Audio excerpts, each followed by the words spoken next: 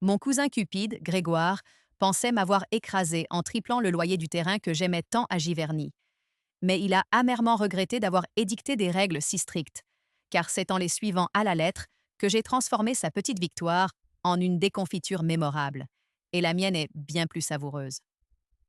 Pendant 15 merveilleuses années, j'ai loué ce lopin de terre dans la charmante commune de Giverny. C'était à l'origine une parcelle un peu triste, mais avec l'accord de mon grand-oncle, Monsieur Dubois, le propriétaire d'alors, un homme juste et aimable, j'y avais investi tout mon cœur et pas mal d'argent. J'avais créé un jardin magnifique avec des rosiers grimpants, un système d'arrosage automatique enterré, des allées en gravier fin, un petit éclairage d'ambiance pour les soirées d'été, et même un charmant kiosque où je prenais mon thé. Il y avait aussi une aire de stationnement pratique que j'avais fait aménager. Monsieur Dubois était ravi de voir le terrain si bien entretenu, et notre loyer était resté stable et raisonnable. Puis Monsieur Dubois nous a quittés, et son petit-neveu, Grégoire, un homme que je n'avais jamais beaucoup apprécié pour son air suffisant, a hérité de la gestion des biens familiaux, y compris mon terrain. Presque immédiatement, j'ai reçu une lettre recommandée. Grégoire m'informait, sans la moindre délicatesse, que mon loyer allait plus que tripler à partir du mois suivant. C'était une somme exorbitante, totalement injustifiée pour ce terrain, même avec mes améliorations. J'ai tenté de discuter, de lui rappeler les années de bons et loyaux services, la valeur que j'avais ajoutée. Il m'a écouté avec un sourire narquois, visiblement ravi de me voir désemparé. Sa motivation était claire. Il voulait me montrer qui était le chef maintenant, et sans doute récupérer le terrain pour un projet plus lucratif, ou simplement me voir supplier. Quand j'ai évoqué la possibilité de partir, il a sorti son arme secrète. Bien sûr, madame, a-t-il dit d'un ton mielleux, mais n'oubliez pas de consulter le nouveau règlement des locataires. Article 7, paragraphe 3. Je l'ai rédigé moi-même pour plus de clarté. Ce règlement, que j'avais reçu en même temps que l'avis d'augmentation, stipulait en des termes très stricts que toute parcelle devait être rendue dans son état strictement originel, vierge de toute modification ou aménagement apporté par le locataire, à moins d'une autorisation écrite expresse du bailleur pour les conserver. Il a ajouté, avec un clin d'œil suffisant. Et je ne me souviens pas vous avoir donné une telle autorisation pour vos fioritures. Il pensait m'avoir coincé, me forçant soit à payer cette somme folle, soit à lui laisser tous mes investissements gratuitement.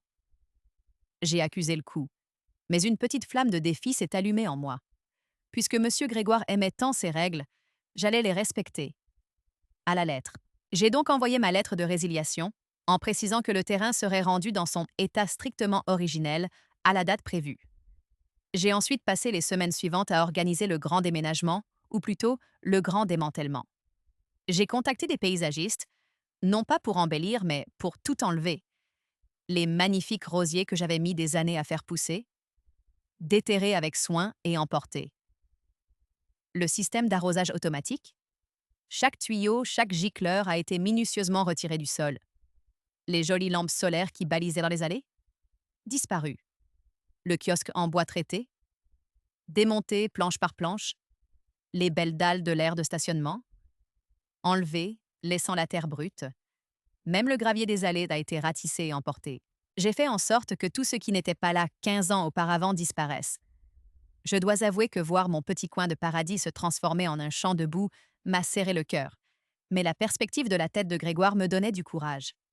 Le jour de l'état des lieux de sortie, j'ai attendu. Grégoire est arrivé, un sourire suffisant aux lèvres, s'attendant sans doute à me voir en larmes et à récupérer un terrain impeccable. Son sourire s'est figé, puis effacé, pour laisser place à une expression de stupeur totale quand il a découvert l'étendue de la restitution à l'état originel. Le terrain n'était plus qu'une étendue de terre retournée, boueuse par endroits à cause des récentes extractions. Plus une fleur, plus un arbuste décoratif, plus la moindre trace des aménagements qui en faisaient pas le charme. Mais, mais qu'est-ce que c'est que ça? A-t-il balbutié. C'est l'état originel, monsieur Grégoire, ai-je répondu calmement, en lui tendant les clés. Exactement comme stipulé dans votre règlement, article 7, paragraphe 3. Il était livide. Il a commencé à protester, à dire que ce n'était pas ce qu'il voulait dire, que c'était du vandalisme. Je lui ai rappelé que j'avais suivi ses instructions écrites à la perfection. Il n'y avait rien d'illégal. J'ai appris plus tard par des voisins que l'association syndicale du domaine de la rivière, dont faisait partie le terrain, lui avait envoyé un courrier salé concernant l'aspect négligé et désolant de sa parcelle, exigeant une remise en état rapide pour ne pas dévaloriser le voisinage. Il a dû dépenser une petite fortune pour rendre le terrain ne serait-ce que présentable, bien plus que ce que mes améliorations lui auraient coûté s'il avait été raisonnable. Sa réputation dans la famille et auprès des autres propriétaires du domaine en a pris un sacré coup. On le décrivait comme un gestionnaire avide et incompétent. Pour ma part, j'ai retrouvé un autre endroit, peut-être moins chargé d'histoire personnelle, mais où j'ai pu recréer un nouveau jardin, forte de cette expérience. J'ai appris qu'il ne faut jamais sous-estimer la détermination d'une femme qu'on essaie d'humilier, et surtout que parfois, la meilleure façon de clouer le bec à un tyranno arrogant, c'est de le forcer à avaler sa propre médecine, en respectant scrupuleusement ses propres règles stupides. La satisfaction que j'ai ressentie ce jour-là valait bien tous les rosiers du monde.